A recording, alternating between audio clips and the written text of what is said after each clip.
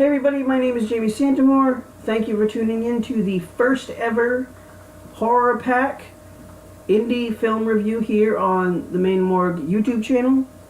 What this is going to be is an ongoing series of reviews of films, indie films, that I get in the monthly Horror Pack. For those of you, very briefly, that don't know what Horror Pack is, it is a monthly subscription box with either 4 DVDs or 4 Blu-rays.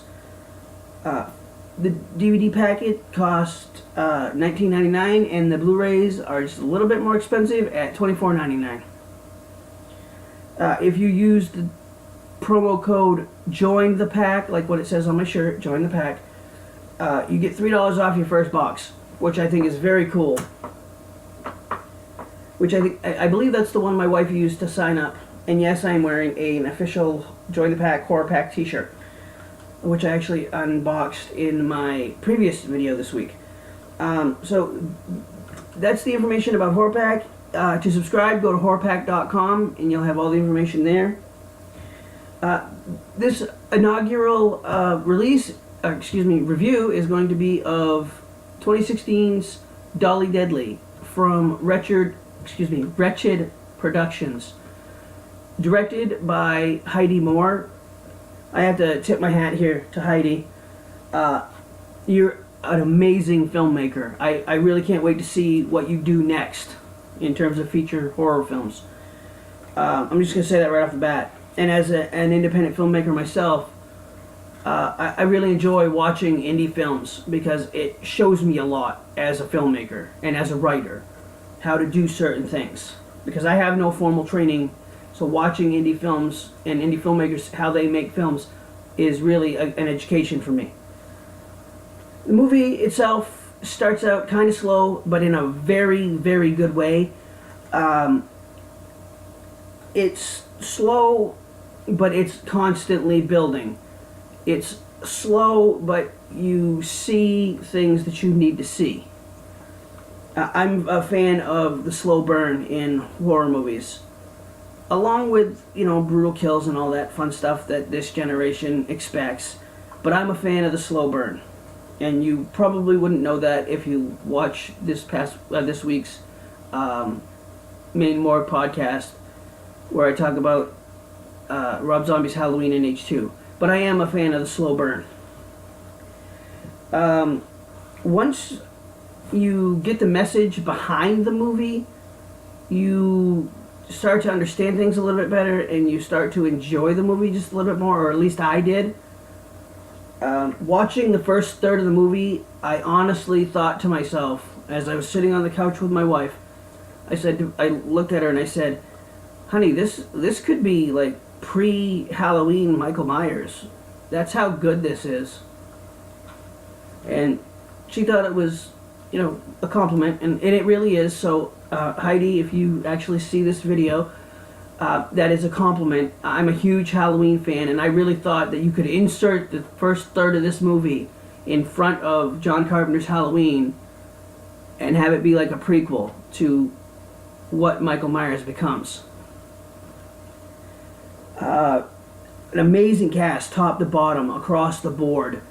The characters were right on point where they needed to be, who they needed to be, how they needed to be.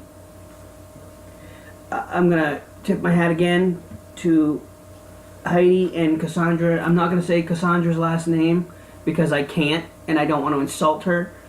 But they did an excellent job writing this movie. I write my own feature films too, so I know how difficult that can be to find the right words in the right places to drive your story forward.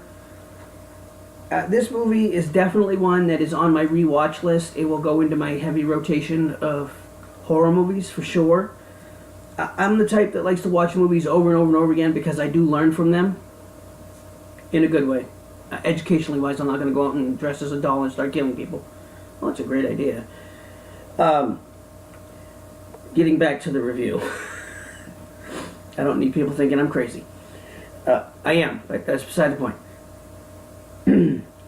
The ending was very cool with the burning down of the trailer and the flashing of the news reports. I thought that was very cool, very brilliant.